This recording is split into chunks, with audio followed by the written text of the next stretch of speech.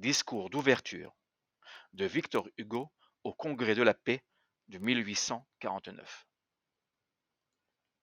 Le grand écrivain français Victor Hugo exprime dans son discours d'ouverture du 21 août 1849 au Congrès de la paix son espoir de voir naître une Europe unie et l'émergence d'un nouveau monde où régnerait une paix universelle. Aux tyrannies anciennes se substitueraient de nouvelles démocraties qui, soucieuses de bannir le fléau de la misère sociale, laisseraient place à la justice et au progrès technique. Ce texte, aux élans prophétiques mentionnant Dieu, écrit au futur de l'indicatif et usant de l'anaphore un jour viendra, annonce la fin du recours aux armes et l'avènement certain d'une nouvelle ère de paix durable pour l'humanité, que Victor Hugo appelle du nom de famille. Les nationalismes acerbes et exacerbés tentés par la guerre seront alors modérés par le sentiment profond et universel de fraternité, terme mentionné 5 fois dans ce discours historique.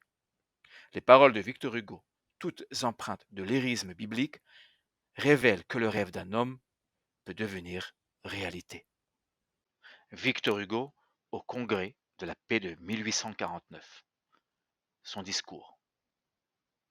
Discours d'ouverture du Congrès de la paix, le 21 août 1849. Victor Hugo se lève et dit: Messieurs, beaucoup d'entre vous viennent des points du globe les plus éloignés, le cœur plein d'une pensée religieuse et sainte. Vous comptez dans vos rangs des publicistes, des philosophes, des ministres des cultes chrétiens, des écrivains éminents.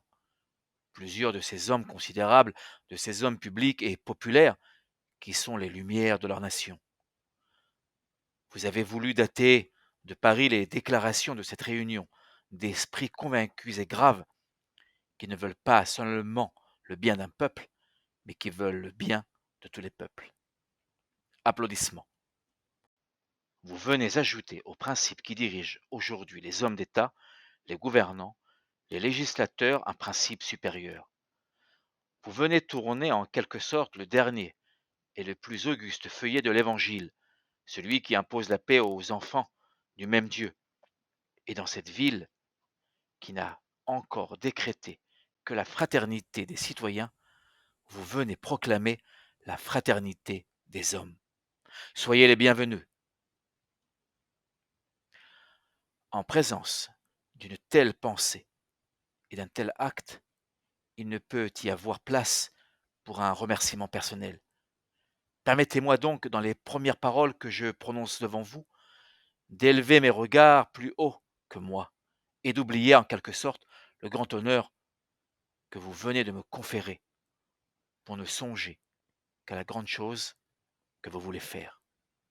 Messieurs, cette pensée religieuse, la paix universelle, toutes les nations liées entre elles d'un lien commun, l'évangile pour loi suprême, la médiation substituée à la guerre, cette pensée religieuse est-elle une pensée pratique? Cette idée sainte est-elle une idée réalisable? Beaucoup d'esprits positifs, comme on parle aujourd'hui, beaucoup d'hommes politiques vieillis, comme on dit, dans le maniement des affaires, répondent non. Moi, je réponds avec vous, je réponds sans hésiter, je réponds oui. Applaudissements. Et je vais essayer de le prouver tout à l'heure. Je vais plus loin. Je ne dis pas seulement c'est un but réalisable, je dis c'est un but inévitable. On peut en retarder ou en hâter l'amènement. Voilà tout. La loi du monde n'est pas et ne peut pas être distincte de la loi de Dieu. Or, la loi de Dieu, ce n'est pas la guerre, c'est la paix. Applaudissements. Les hommes ont commencé par la lutte, comme la création par le chaos. Bravo, bravo. D'où viennent-ils? De la guerre. Cela est évident. Mais où vont-ils? À la paix. Cela n'est pas moins évident.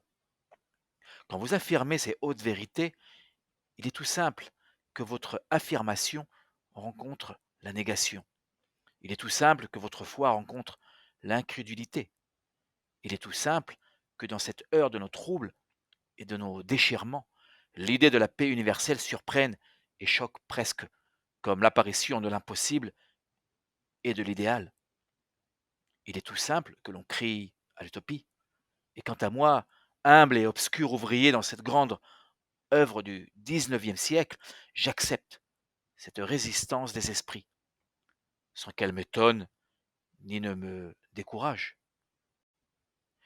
Est-il possible que vous ne fassiez pas détourner les têtes et fermer les yeux dans une sorte d'éblouissement quand, au milieu des ténèbres qui pèsent encore sur nous, vous ouvrez brusquement la porte rayonnante de l'avenir? Applaudissements. Messieurs, si quelqu'un, il y a 4 siècles, à l'époque où la guerre existait de commune à commune, de ville à ville, de province à province, si quelqu'un eût dit à la Lorraine, à la Picardie, à la Normandie, à la Bretagne, à l'Auvergne, à la Provence, au Dauphiné, à la Bourgogne, un jour viendra où vous ne ferez plus la guerre, un jour viendra où vous ne lèverez plus d'hommes d'armes les uns contre les autres, un jour viendra où l'on ne dira plus les Normands ont attaqué les Picards, les Lorrains ont repoussé les Bourguignons. Vous aurez bien encore des différends à régler, des intérêts à débattre, des contestations à résoudre. Mais savez-vous ce que vous mettrez à la place des hommes d'armes? Savez-vous ce que vous mettrez à la place des gens de pied et de cheval, des canons, des fauconneaux, des lances, des piques, des épées? Vous mettrez une petite boîte de sapin que vous appellerez l'urne du scrutin. Et de cette boîte, il sortira quoi? Une assemblée en laquelle vous vous sentirez tous vivre, une assemblée qui sera comme votre âme à tous, un concile souverain et populaire qui décidera, qui jugera, qui résoudra tout en loi, qui fera tomber le glaive de toutes les mains et surgir la justice dans tous les cœurs, qui dira à chacun: là finit ton droit, ici commence ton devoir, bas les armes, vivez en paix. Applaudissements. En ce jour-là, vous vous sentirez une pensée commune, des intérêts communs, une destinée commune. Vous vous embrasserez, vous vous reconnaîtrez fils du même sang et de la même race. Ce jour-là, vous ne serez plus des peuplades ennemies, vous serez un peuple. Vous ne serez plus la Bourgogne, la Normandie, la Bretagne, la Provence. Vous serez la France.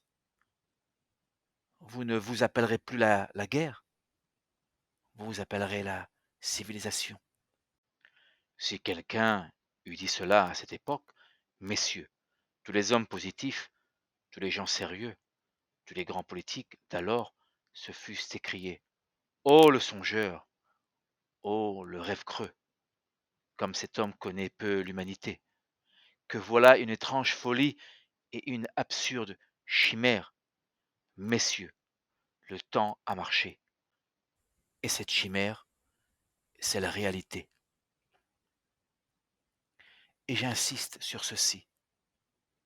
L'homme qui eût fait cette prophétie sublime eût été déclaré fou par les sages pour avoir entrevu les desseins de Dieu.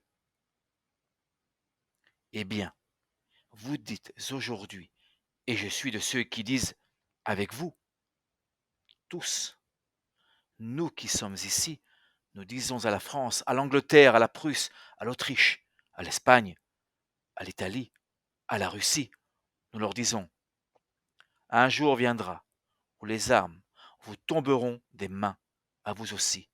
Un jour viendra où la guerre paraîtra aussi absurde et sera aussi impossible entre Paris et Londres, entre Pétersbourg et Berlin, entre Vienne et Turin, qu'elle serait impossible et qu'elle paraîtrait absurde aujourd'hui entre Rouen et Amiens, entre Boston et Philadelphie.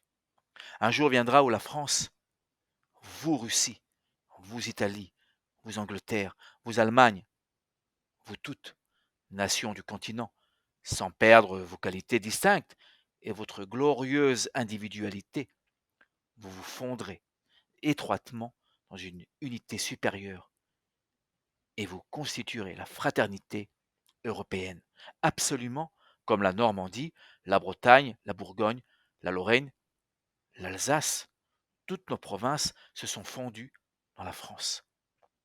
Un jour viendra où il n'y aura plus d'autre champ de bataille que les marchés s'ouvrant au commerce et les esprits s'ouvrant aux idées. Un jour viendra où les boulets et les bombes seront remplacés par les votes, par le suffrage universel des peuples, par le vénérable arbitrage d'un grand Sénat souverain qui sera à l'Europe ce que le Parlement est à l'Angleterre, ce que la Diète est à l'Allemagne, ce que l'Assemblée législative est à la France. Applaudissements. Un jour viendra où l'on montrera un canon dans les musées, comme on y montre aujourd'hui un instrument de torture, en s'étonnant que cela ait pu être. Rire des bravos. Un jour viendra où l'on verra ces deux groupes immenses, les États-Unis d'Amérique, les États-Unis d'Europe, applaudissements, placés en face l'un de l'autre, se tendant la main par-dessus les mers, échangeant leurs produits, leur commerce, leur industrie, leurs arts, leur génie, défrichant le globe, colonisant les déserts, améliorant la création sous le regard du Créateur, et combinant ensemble pour en tirer le bien-être de tous. Ces deux forces infinies, la fraternité des hommes et la puissance de Dieu. Longs applaudissements. En ce jour-là, il ne faudra pas 14 ans pour l'amener, car nous vivons dans un temps rapide. Nous vivons dans le courant d'événements et d'idées le plus impétueux qui ait encore entraîné les peuples.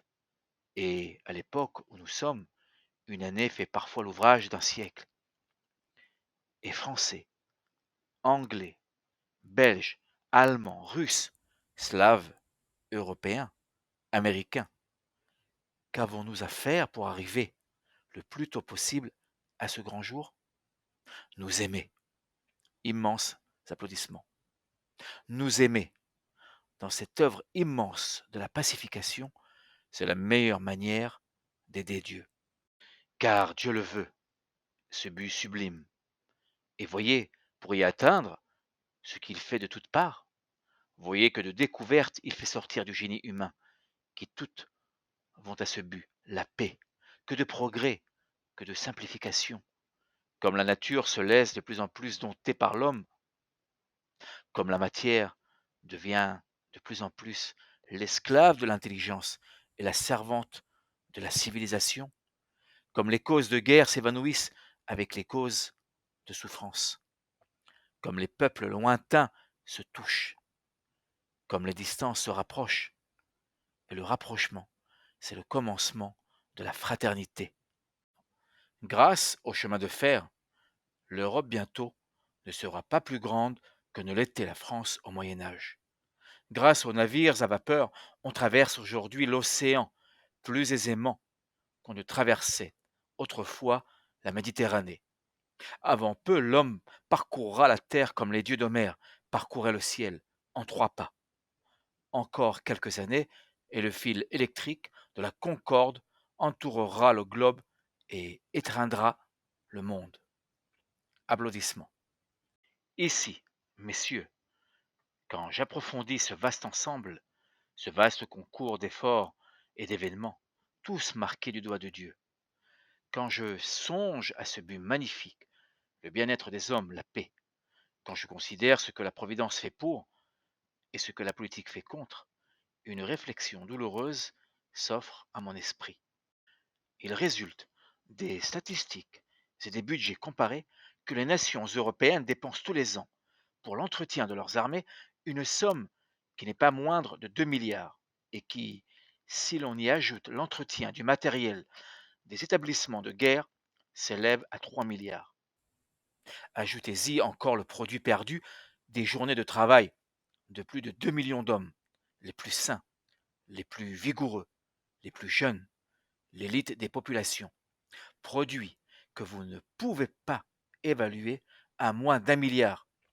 Et vous arrivez à ceci que les armées permanentes coûtent annuellement à l'Europe 4 milliards.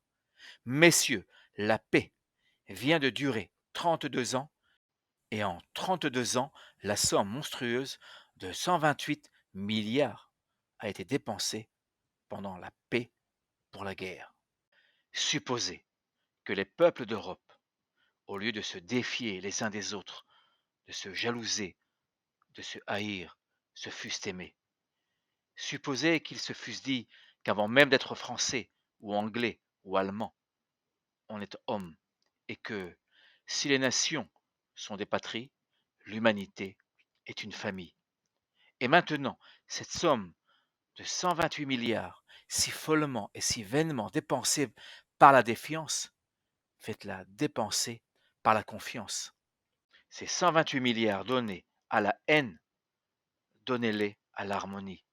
Ces 128 milliards donnés à la guerre, donnez-les à la paix. Applaudissements. Donnez-les au travail, à l'intelligence, à l'industrie, au commerce, à la navigation, à l'agriculture, aux sciences, aux arts. Et représentez-vous le résultat. Si depuis 32 ans, cette gigantesque somme de 128 milliards avait été dépensée de cette façon, l'Amérique, de son côté, et dans l'Europe, savez-vous ce qui serait arrivé? La face du monde serait changée. Les isthmes seraient coupés, les fleuves creusés, les montagnes percées, les chemins de fer couvriraient les deux continents. La marine marchande du globe aurait centuplé, et il n'y aurait plus nulle part ni lande, ni jachère, ni marais. On bâtirait des villes là où il n'y a encore que les écueils. L'Asie serait rendue à la civilisation, l'Afrique serait rendue à l'homme, la richesse jaillirait de toutes parts, de toutes les veines du globe, sous le travail de tous les hommes, et la misère s'évanouirait. Et savez-vous ce qui s'évanouirait avec la misère? Les révolutions. Bravo, prolongez. Oui, la face du monde serait changée. Au lieu de se déchirer entre soi, on se répandrait pacifiquement sur l'univers. Au lieu de faire des révolutions, on ferait des colonies. Au lieu d'apporter la barbarie à la civilisation, on apporterait la civilisation à la barbarie. Nouveaux applaudissements. Voyez, messieurs, dans quel aveuglement la préoccupation de la guerre jette les nations et les gouvernants. Si les 128 milliards qui ont été donnés par l'Europe depuis 32 ans à la guerre, qui n'existait pas, avaient été donnés à la paix qui existait, disons-le, bien haut, on n'aurait rien vu en Europe de ce qu'on y voit en ce moment. Le continent, au lieu d'être un champ de bataille, serait un atelier, et au lieu de ce spectacle douloureux et terrible, le Piémont abattu, Rome, la ville éternelle, livrée aux oscillations misérables de la politique humaine, la Hongrie et Venise qui se débattent héroïquement, la France inquiète, appauvrie et sombre, la misère, le deuil, la guerre civile, l'obscurité sur l'avenir. Au lieu de ce spectacle sinistre, nous aurions sous les yeux l'espérance, la joie, la bienveillance, l'effort de tous vers le bien-être commun, et nous verrions partout se dégager de la civilisation en travail le majestueux rayonnement de la concorde universelle. Bravo, bravo, applaudissements. Chose digne de méditation. Ce sont nos précautions contre la guerre qui ont amené les révolutions. On a tout fait, on a tout dépensé contre le péril imaginaire. On a aggravé ainsi la misère qui était le péril réel. On s'est fortifié contre un danger chimérique. On a vu les guerres qui ne venaient pas, et l'on n'a pas vu les révolutions qui arrivaient. Longs applaudissements. Messieurs, Ne désespérons pas pour autant. Au contraire, espérons plus que jamais. Ne nous laissons pas effrayer par des commotions momentanées, secousses nécessaires, peut-être des grands enfantements. Ne soyons pas injustes pour les temps où nous vivons.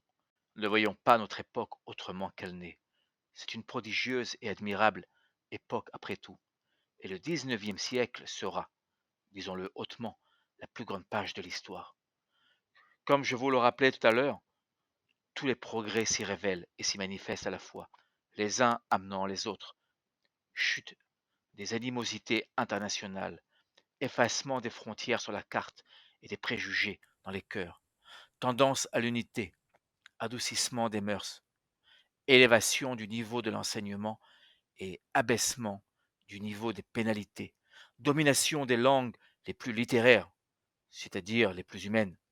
Tout se meut en même temps.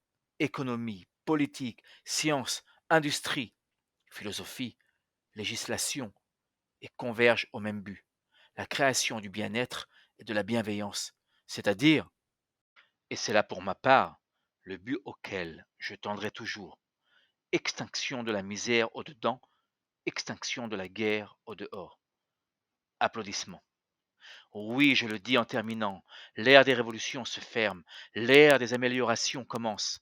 Le perfectionnement des peuples quitte la forme violente pour prendre la forme paisible. Le temps est venu où la Providence va substituer à l'action désordonnée des agitateurs l'action religieuse et calme des pacificateurs. Le peuple acclame oui, oui. Désormais, le but de la politique grande, de la politique vraie, le voici. Faire reconnaître toutes les nationalités, restaurer l'unité historique des peuples et rallier cette unité à la civilisation par la paix, élargir sans cesse le groupe civilisé, donner le bon exemple aux peuples encore barbares, substituer les arbitrages aux batailles. Enfin, et ceci résume tout, faire prononcer par la justice le dernier mot que l'ancien monde faisait prononcer par la force. Messieurs, je le dis en terminant, et que cette pensée nous encourage, ce n'est pas d'aujourd'hui que le genre humain est en marche dans cette voie providentielle. Dans notre vieille Europe, l'Angleterre a fait le premier pas, et par son exemple séculaire, elle a dit au peuple, vous êtes libres. La France a fait le second pas, et elle dit au peuple, vous êtes souverains. Maintenant, faisons le troisième pas, et tous ensemble, France, Angleterre, Belgique, Allemagne, Italie, Europe, Amérique, disons au peuple, vous êtes frères. Immense acclamation. Victor Hugo se rassit au milieu des applaudissements. Chaim Weizmann.